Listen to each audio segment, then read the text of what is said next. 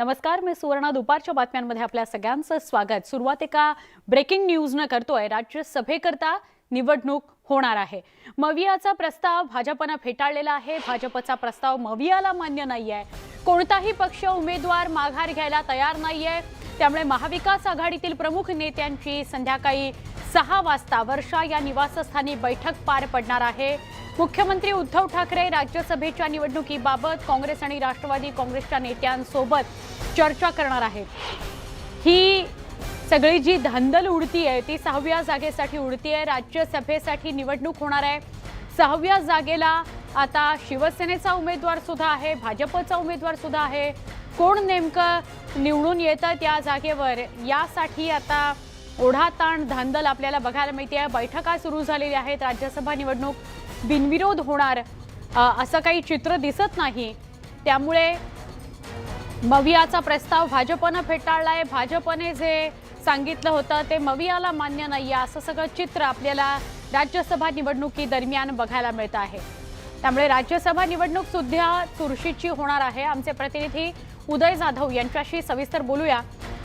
उदय, संध्याकाळच्या उद्धव ठाकरेंच्या बैठकी संदर्भात काय सांगाल?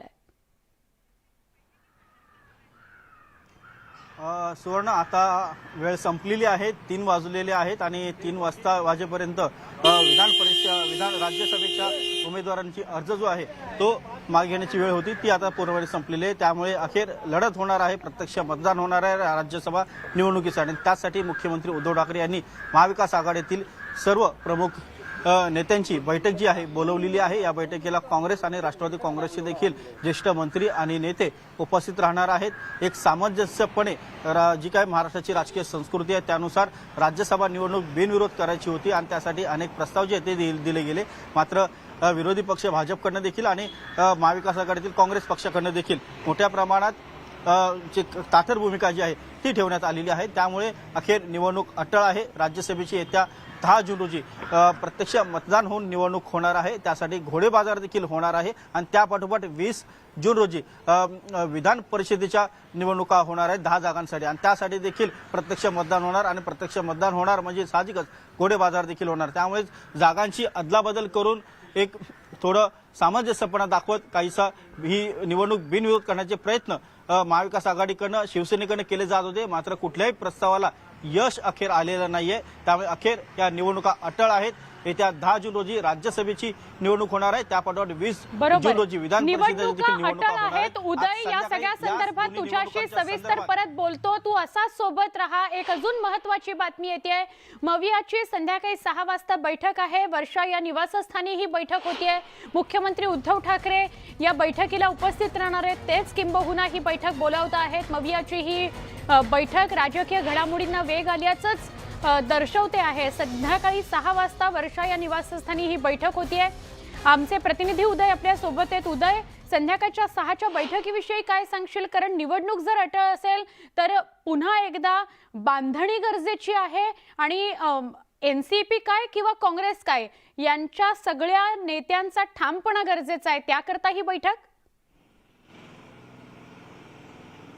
अगदी बरोबर आहे. कारण रणनीती एक ठरवावी लागणार आहे. महाविकास आघाडीला जर त्यांचे उमेदवार जिंकून आणायचे असेल तर तिन्ही पक्षांना एकत्र येऊन कुठली फाटाफूट किंवा फोडाफोडी न होऊ देता ही निवडणूक जिंकावी लागणार आहे. त्यासाठीच रणनीती ठरवण्यासाठी मुख्यमंत्री उद्धव ठाकरे यांनी सर्व महाविकास आघाडीतल्या प्रमुख नेत्यांची आणि ज्येष्ठ मंत्र्यांची बैठक वर्षा निवासस्थानी बोलवलेली आहे. आज संध्याकाळी 6 वाजता ही बैठक वर्षा निवासस्थानी होणार आहे. मुख्यमंत्री उद्धव ठाकरे यावेळेला उपस्थित असतील. उपमुख्यमंत्री अजित पवार या बैठकीला उपस्थित असतील. नेमकी रणनीती काय ठरते हे पाहावं लागणार आहे. कारण आता निवडणूक तर अटळ आहे आणि या निवडणुकीतला सगळ्यात मोठा धोका आहे तो म्हणजे अपक्ष आमदारांचा. अपक्ष आमदारांची फोडाफोडी होणार हे आता जवळपास निश्चित आहे आणि त्याच बळावरती भाजपने त्यांचा 3रा उमेदवार जो आहे तो रिंगणामध्ये उतरवलेला आहे आणि तशी तजवीज झाल्याचे देखील संकेत जे आहेत भाजपकडे देण्यात आलेले आहेत. त्यामुळे कुठलाही धोका पत्करायचा नसेल तर तिन्ही पक्षांनी एकत्र येणं महत्त्वाचं आहे आणि एकत्र निवडणुकीची रणनीती जी आहे ती ठरवणं देखील अत्यंत महत्त्वाचं आहे. विशेष करून अपक्ष आमदारांना देखील विश्वासात घेणं अत्यंत महत्त्वाचं असणार आहे. येत्या 6 जून रोजी देखील संध्याकाळी 6 वाजता शिवसेना समर्थक अपक्ष आमदारांची बैठक मुख्यमंत्री उद्धव ठाकरे यांनी वर्षा निवासस्थानी बोलवलेली आहे. त्यामध्ये नेमकं काय घडतं आहे, किती अपक्ष आमदार पाठिंबा देतात, कायम ठेवतात हे देखील पाहावं लागणार आहे. आणि प्रत्यक्षात 10 जून रोजी जेव्हा प्रत्यक्ष मतदान होणार त्या मतदानामध्ये कोण कोण सहभाग होत आहे आणि कसं मतदान करत आहे, कारण मतदान करतेवेळी देखील अनेक पळवाटा असतात आपलं मत कसं बाद होईल हे देखील काही उमेदवार पाहत असतात त्यामुळे हे धोके देखील टाळायचे असतात त्यामुळे जे फ्लोर मॅनेजमेंट जे आहे बरोबर. राज्यसभा निवडणुकीच्या वेळेला ते अतिशय बारकाईने आणि डोळ्यात तेल घालून शिवसेनेला असेल किंवा महाविकास आघाडीतील इतर पक्षांना करावं लागणार आहे ते नेमकं कसं करणार आहे हे पाहावं लागणार आहे कारण त्याची एक सत्व परीक्षा आहे त्या 10 जून रोजी होणार आहे आणि बरोबर. महाविकास आघाडीची देखील एक सत्व परीक्षा असणार आहे त्यांचा उमेदवार पडू नये यासाठी त्यामध्ये उदय? कोण पास होतं आणि कोण नापास होतंय हे त्या 10 जून रोजी स्पष्ट होईल. होय उदय असाच सोबत रहा. तुषार रूपनवर दूरध्वनीवरून आपल्या सोबत आहेत. तुषार, चुरशीची आता सगळी वेळ आलेली आहे किंवा लढत आपल्याला बघायला मिळते कारण निवडणूक अटळ आहे, काय सांगशील? सुवर्णा 23 वर्षानंतर महाराष्ट्र राज्यामध्ये आता राज्यसभेसंदर्भातली निवडणूक होताना पाहायला मिळणार आहे. कारण की यापूर्वीची जर आपण निवडणूक पाहिली असेल कारण की आतापर्यंतचा महाराष्ट्राचा इतिहास आहे राज्यसभेवरती या ठिकाणी आपापसामध्ये चर्चा करून या ठिकाणी एकमेकांना सहकार्य केलं जात होतं. मात्र आता आपण जर पाहिलं असेल तर महाविकास आघाडी असेल किंवा भाजप असेल त्या दोघांनीही एकमेकांचे प्रस्ताव फेटाळलेले आहेत. त्यामुळे आता निवडणूक आता होणार आहे 10 जूनला. मात्र ही निवडणूक होत असताना आपण जर पूर्व इतिहास पाहिला तर यापूर्वी निवडणूक ही थेट 23 वर्षापूर्वी झाली होती आणि आता 23 वर्षानंतर राज्यामध्ये राज्यसभेच्या उमेदवाराबाबत आपल्याला ही निवडणूक होताना पाहायला मिळणार आहे. आता दोन्ही पक्ष आपल्याला या ठिकाणी त्यांची मतं या ठिकाणी कशी जुळवाजुळव करता येईल यासाठी आपल्याला प्रयत्न करताना पाहायला मिळणार आहे. दुपारी 3 वाजेपर्यंत काहीतरी एक गुड न्यूज मिळू शकते असं चंद्रशेखर बावनकुळे यांनी सांगितलं होतं. मात्र तुर्तास तरी असं कोणतीही घटना घडलेली नाही. त्यामुळे आता राज्यसभेसाठी या ठिकाणी आता निवडणूक होणार यामध्ये मात्र कोणतीही शंका नाहीये. आता दोन्ही भाजपा एकीकडे सर्व आमदारांची जुळवाजुळव करते तर दुसरीकडे शिवसेना देखील त्यांच्या आमदारांना मुंबईमध्ये येण्यास या ठिकाणी निरोप पाठवले जातात. त्यामुळे आता 10 तारखेला जे मतदान होईल ते मतदान आपल्याला 23 वर्षांनंतर महाराष्ट्रामध्ये हे मतदान होताना पाहायला मिळणार आहे. कारण की पहिल्यांदाच असं झालेलं आहे की दोन्ही पक्षांनी या ठिकाणी टोकाची भूमिका घेतल्यामुळे ना भाजपाच्या उमेदवाराने उमेदवारी अर्ज मागे घेतला ना शिवसेनेच्या उमेदवाराने उमेदवारी अर्ज मागे घेतला. मात्र आता सर्वात महत्वाची बाब म्हणजे जे अपक्ष आमदार आहेत त्या अपक्ष आमदार नेमकं कुणाच्या पारड्यात आपलं मत टाकतात आणि कुणाचं पारडं जड होतंय हे आपल्याला आता 10 जूनला पाहायला मिळणार आहे. सुवर्णा. नक्की तुषार, आभार आपण सविस्तर माहिती दिल्याबद्दल. उदय, आपलेही आभार माहिती दिल्याबद्दल. गोपीनाथ मुंडेंचा आज 8वा स्मृती दिन आहे. त्या पार्श्वभूमीवर महाराष्ट्रातील अनेक नेते गोपीनाथ गडावर दाखल झाले. खासदार प्रीतम मुंडे यांनी गोपीनाथ मुंडे यांच्या समाधीचं दर्शन घेतलं. यावेळी प्रीतम मुंडे यांना अश्रू अनावर झाले. दुसरीकडे धनंजय मुंडेंनीही गोपीनाथ गडावर येऊन दर्शन घेतलं. यावेळी ते भावूक झाल्याचं पाहायला मिळालं. खासदार प्रीतम मुंडे आणि दुसरीकडे धनंजय मुंडे दोघंही गोपीनाथ गडावर गेलेले होते. समाधीचं दर्शन या दोघांनी घेतलं. सामान्य माणसाच्या प्रश्नावरती तो संघर्षाचा जो त्यांचा आवाज होता तो आजही सामान्य माणसाच्या प्रश्नाचा तो त्यांच्या मुखातून निघालेला आवाज माझ्या कानात घुमतोय ही वस्तुस्थिती आहे. एक कुटुंबातला म्हणून सुद्धा आणि अनेक वर्ष त्यांच्यासोबत सावलीसारखा राहिल्यानंतर त्यांच्यातले जे काही मी पाहिलं जे माझ्यात आलं मी जे काही अंगीकृत केलं ते पूर्ण करण्यासाठी अथक परिश्रम घेणार. आज मौजे गोपीनाथ गडावरती स्वर्गीय मुंडे साहेबांच्या स्मृतीस्थळाला भेट देणं, एक ऊर्जा घेऊन जाणं आणि त्यांच्या विचाराची सुधोरी घेऊन समस्त महाराष्ट्रभर बहुजनांच्यासाठी शेतमजूर, शेतकरी, ऊसतोड कामगार यांच्यासाठी एक ऊर्जास्थळ आहे. साहेब आमचा एकही दिवस असं जात नाही की ज्या दिवशी म्हणजे मला साहेबाची आठवण आली नाही असा एकही दिवस आजचा दिवस तुमच्यासाठी आजचा दिवस माझ्यासाठी आमच्यासाठी खूप दुःखद दिवस आहे. आजचा दिवस म्हणजे हा जीवनात म्हणजे यायला नको पाहिजे होता आजचा दिवस. न्यूज 18 लोकमतची संवाद यात्रा जळगाव जिल्ह्यात पोहोचली. जळगाव जिल्हा प्रामुख्याने केळी उत्पादक शेतकऱ्यांचा जिल्हा म्हणून ओळखला जातो. न्यूज 18 लोकमतच्या संवाद यात्रेत बहुतांशी शेतकऱ्यांनी आपल्या समस्या मांडल्या. त्या समस्या शासन दरबारी मानण्याचं काम न्यूज 18 लोकमतनं केलं. या संदर्भात इथल्या शेतकऱ्यांशी आम्ही बातचीत केली, त्यांचे प्रश्न जाणून घेतले.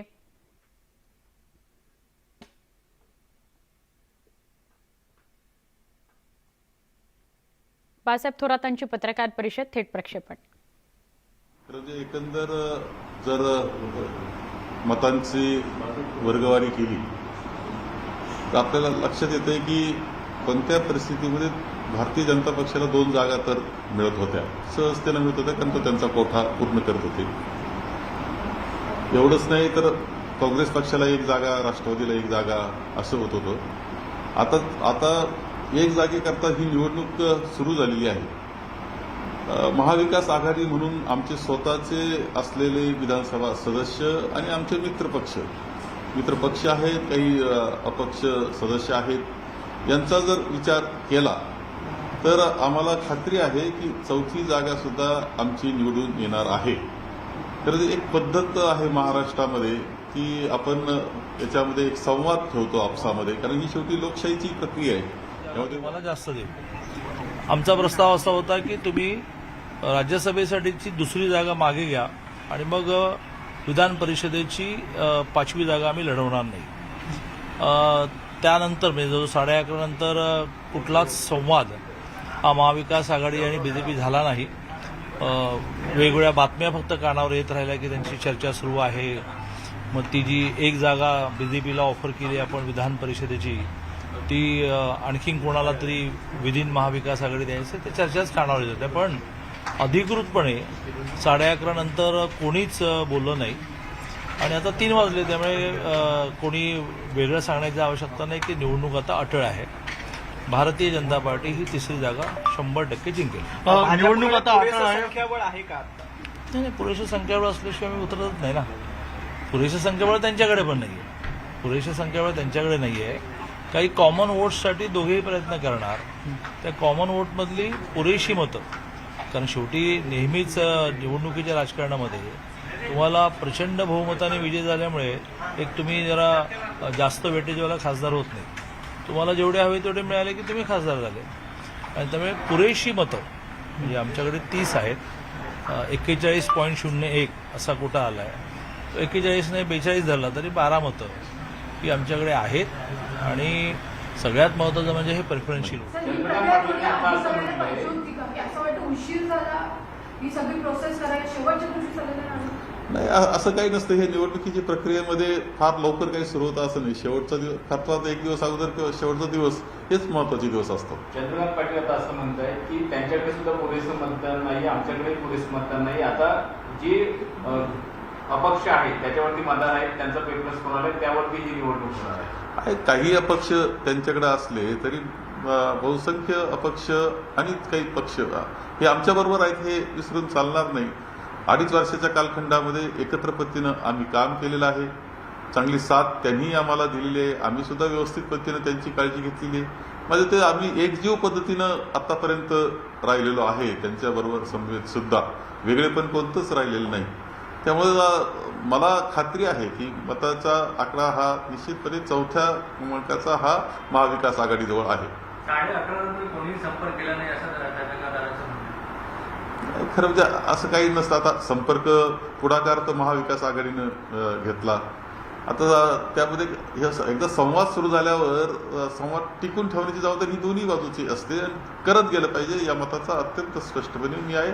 आम्ही बोललो नाही तर त्यांनी परत संवाद करायचा होता. काही बिघडत नसतं याच्यामध्ये. विशेष काय साहेब, राज्यसभा बिनविरोध होत नाही स्पष्ट झालंय. आता चर्चा परत विधान परिषदेची, ते तर गोपनीय मतदान असणार आहे.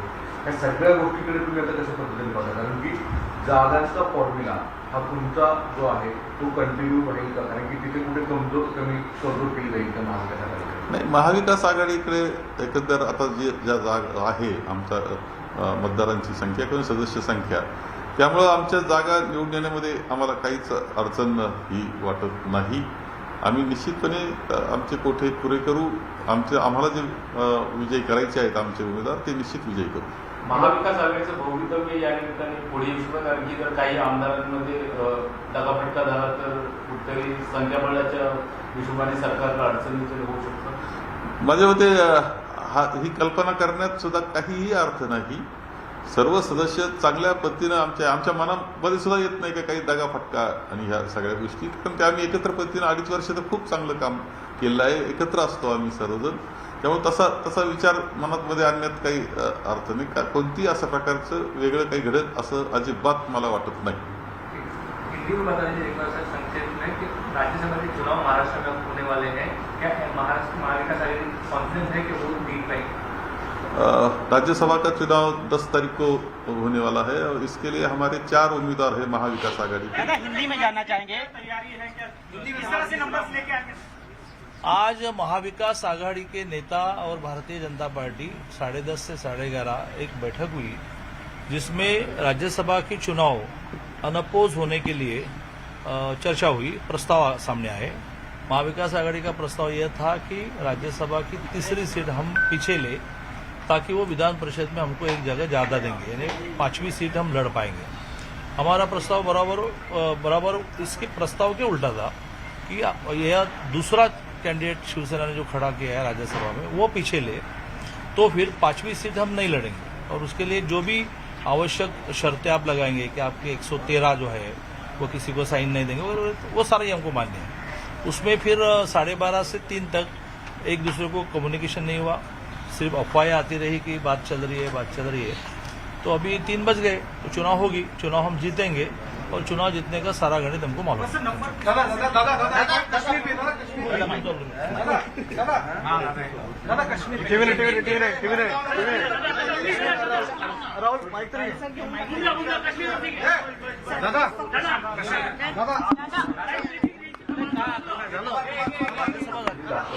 या आमदारांवर सगळी निर्णय असणार आहेत, तर त्यांच्यावर वेगळ्या स्वरूपातली दबाव यंत्रणा वापरली जावी अशी भीती आहे का?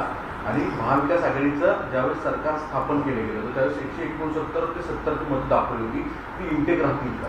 आमचं जे आहे एकत्र पद्धतीनं आम्ही तिन्ही पक्ष, आम्हाला मदत करणारे पक्ष आणि अपक्ष सदस्य हे निश्चितपणे आमच्याबरोबर राहतील याची खात्री मला आहे आणि आम्ही एकत्र काम केलं 2.5 वर्ष, एकत्र पद्धतीनं राहिलेलो आहे आणि अत्यंत चांगले संबंध आमचे पक्ष म्हणून आणि व्यक्तिगत सुद्धा सर्वांशी आहे. असं एक म्हटलं जातं की या सगळ्या निवडणुकीमध्ये सगळ्यात जास्त कस लागेल वास्तविक तर काँग्रेसचा, कारण की काँग्रेसमध्येच खूप मोठ्या प्रमाणात अस्वस्थता आहे, त्यातनं राज्यसभेचे उमेदवार बाहेर होऊ नये. खरंच असे काँग्रेसवर जे आरोप केले जात आहेत ही वस्तुस्थिती राहील? मजोळ आता 44 सदस्य आहेत माझे विधानसभेचे आणि आमचे मित्र आहेत. मी तुम्हाला सांगतो आमचे मतं अत्यंत पक्के आहेत. कोणतंही नाराजी काँग्रेसमध्ये बिलकुल नाही. म्हणजे कुठून हा विषय तुम्हाला माहीत नाही. असं आहे की ठीक आहे, इम्रान प्रतापगडी हे उत्तर प्रदेशातून आलेला एक युवक नेता आहे, परंतु महाराष्ट्राला संधी मुकुल वासनिकांच्या रूपानं राजस्थानमधून मिळालेली आहे आणि हा देश आहे, एकत्र राज्यसभेची निवडणूक आहे. असं आहे की माननीय पंतप्रधान जर बनारसमधून निवडणूक लढवू शकतात तर उत्तर प्रदेशातला एखादा महाराष्ट्रातून का नाही उभा राहू? हे तर उलट नॅशनल इंटिग्रिटीचं, राष्ट्रीय एकत्मतेचं हे प्रतीक ठरतंय आणि त्यावेळेस केंद्राशी निगडीत आहे. दुपारच्या बातम्यांमध्ये एक छोटासा ब्रेक पहा फक्त. न्यूज 18 लोकमत.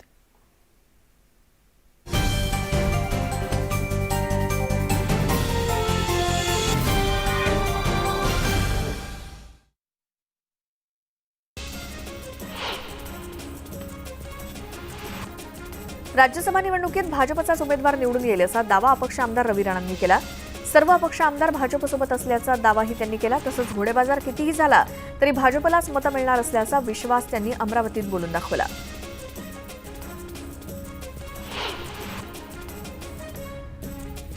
पुणतांब्यामध्ये शेतकऱ्यांचं विविध मागण्यांसाठी आंदोलन सुरू आहे. आंदोलनस्थळी काँग्रेस प्रदेशाध्यक्ष नाना पटोले आणि महसूल मंत्री बाळासाहेब थोरात यांनी आंदोलकांची जाऊन भेट घेतली. शिर्डीमध्ये सुरू असलेलं काँग्रेसचं चिंतन शिबिर सोडून दोन्ही नेते पुणतांब्यामध्ये गेले. त्यामुळे या भेटीनंतर तरी तोडगा निघणार का असा सवाल उपस्थित होतोय.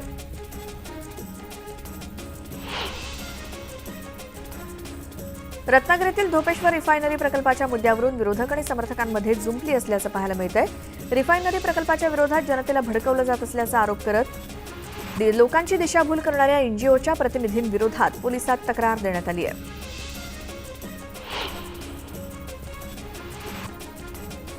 बीड जिल्ह्यामध्ये अतिरिक्त ऊसाच्या प्रश्नावरून शिवसेना नेते माजी मंत्री जयदत्त क्षीरसागर यांनी धनंजय मुंडेंना घरचा आहेर दिला. स्वतःच्या क्षेत्रातील शेतकऱ्यांचा ऊस संपला की कारखाना बंद केला, तर शेतकऱ्यांना दिलेलं आश्वासन फुसकं ठरलं असल्याची टीका क्षीरसागरांनी केली. सरकारनं ऊस शेतकऱ्यांना मदत करावी अशी मागणीही त्यांनी केली आहे.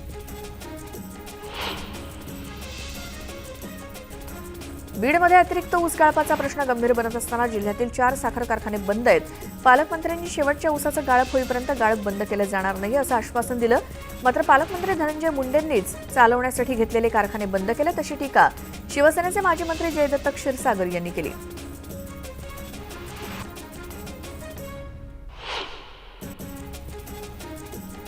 उपमुख्यमंत्री अजित पवार आज पिंपरी चिंचवड दौऱ्यावरती आहेत आणि या दौऱ्यात त्यांच्या हस्ते पिंपरी चिंचवड महापालिकेच्या विविध प्रकल्पांचं उद्घाटन आणि लोकार्पण केलं जाणार आहे. विविध ठिकाणाच्या उद्यानांचं लोकार्पण आणि मध्यवर्ती सीसीटीव्ही कक्षाचं भूमिपूजन ते करणार आहेत.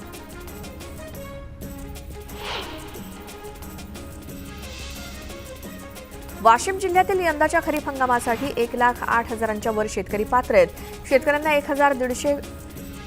1,150 कोटी रुपयांचं खरीप पीक कर्जाचं वाटप होणार आहे आणि जिल्ह्यातील 17 बँकांना प्रशासनानं तसं पत्र दिलंय.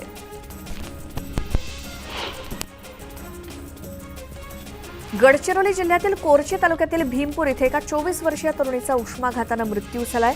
सुनीता पुडो ही रोजगार हमी योजनेचं काम करत असताना तिचा मृत्यू झाला. मृतक सुनीताच्या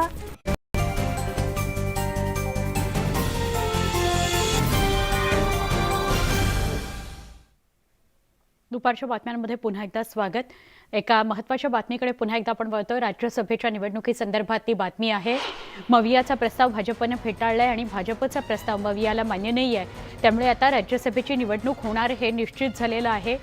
राज्यसभेसाठी उमेदवारी अर्ज मागे घेण्याची वेळ सुद्धा आता टळलेली आहे. त्यामुळे निवडणुका होणारच.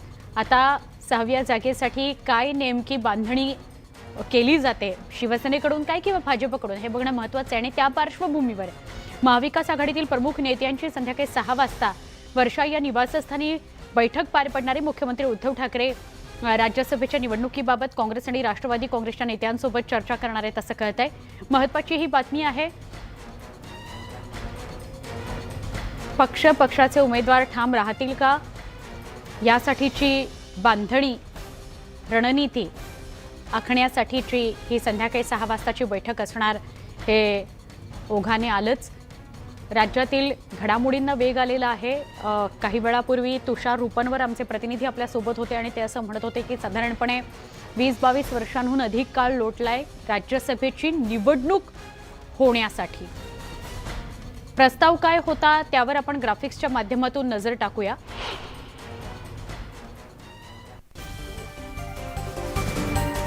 भाजपने 3रा उमेदवार मागं घ्यावा, भुजबळ असं म्हणाले होते.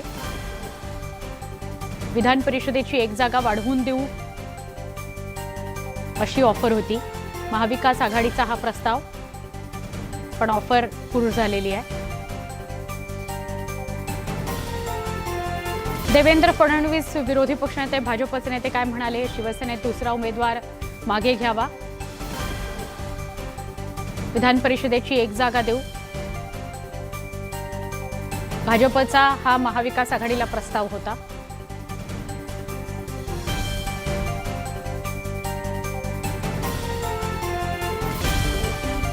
दोघांनी एकमेकांना जी ऑफर दिली विधान परिषदेच्या जागेची ती पूर्ण झालेली आहे. त्यामुळे राज्यसभा निवडणूक अटळ आहे.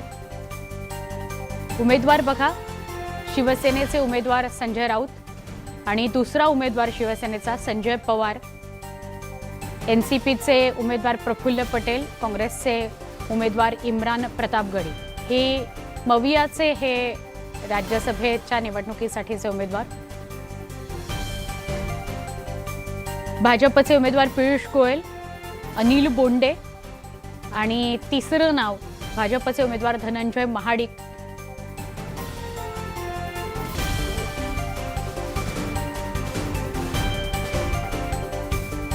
काँग्रेसचे जुने जाणते नेते पृथ्वीराज चव्हाण यांची प्रतिक्रिया. पृथ्वीराज चव्हाण यांची पत्रकार परिषद आहे, ते बोलतील काही क्षणामध्ये, प्रतिक्रिया देतील. प्रतापगडी यांच्या नावासंदर्भात महाराष्ट्रातल्या नेत्यांकडून खूप टीका झालेली होती. उत्तर प्रदेशचा नेता त्याला इथून का राज्यसभेची उमेदवारी द्यावी असा एक सूर उमटत होता. आणि पृथ्वीराज चव्हाण काय बोलतायत हे बघूया, पण त्याआधी शिवसेनेचे खासदार संजय राऊत बोलतायत. कि जो समय था वो बीत चुका है. हमने आज सुबह बहुत कोशिश की हमारे महाविकास आघाड़ी के प्रमुख नेता leader of opposition Devendra Fadnavis ji के घर जाकर उनसे बातचीत की। भारतीय जनता पार्टी के स्टेट प्रेसिडेंट चंद्रकांत दादा पाटिल जी वहाँ थे। कुछ प्रस्ताव भी रखे सामने दोनों तरफ से। हम सब चाहते थे कि अगर ये चुनाव नहीं होता है तो अच्छा रहेगा, माहौल ठीक रहेगा। हॉर्स ट्रेडिंग की बात चल रही है महाराष्ट्र में, केंद्रीय जांच एजेंसी के दबाव की बात चल रही है विधायकों के ऊपर। ये सब बातें हम ध्यान से देख रहे हैं, लेकिन अब चुनाव हो रहा है और चुनाव होने जा रहा है, तो हमें मानते हैं महाविकास आघाड़ी के 4 उम्मीदवार हैं, ये 4 ही उमेदवार हम जीत कर लेके आए। राऊत साहेब, एक मराठीत आणखी प्रश्न होता की आज महाविकास आघाडीचे नेते जाऊन विरोधी पक्ष नेत्यांना भेटले, त्यांनी आवाहन केलं, प्रस्ताव दिला. जर मुख्यमंत्र्यांनी बिनविरोध निवडणुकीसाठी आवाहन केलं असतं विरोधी पक्षाला तर कदाचित चित्र वेगळं असतं. प्रश्न तो नाही आहे, मुख्यमंत्र्यांच्या संमतीनेच ते गेले. नाही, पण मुख्यमंत्र्यांनी जर आवाहन केलं मुख्यमंत्र्यांचं डेलिगेशनच होतं ना ते. मुख्यमंत्र्यांच्या परवानगीशिवाय अशा प्रकारच्या बैठका होत नाही. मुख्यमंत्र्यांनी जर आवाहन केलं असतं, पडद्यामागे काय झालं तुम्हाला बहुतेक कल्पना नाही. मग बोलले आहेत का तुम्ही माहिती. ठीक आहे, थँक्यू. शिवसेना नेते प्रवक्ते खासदार संजय राऊत यांची प्रतिक्रिया. निकाल मवियाच्या बाजूने लागणार असं ते म्हणतायत. महत्त्वाची संध्याकाळी बैठक होणार आहे, त्याविषयी विशेष असं ते बोलले नाही. अपक्ष आमदारांचा मुख्यमंत्र्यांशी संवाद झालेला आहे अशी माहिती त्यांनी दिली.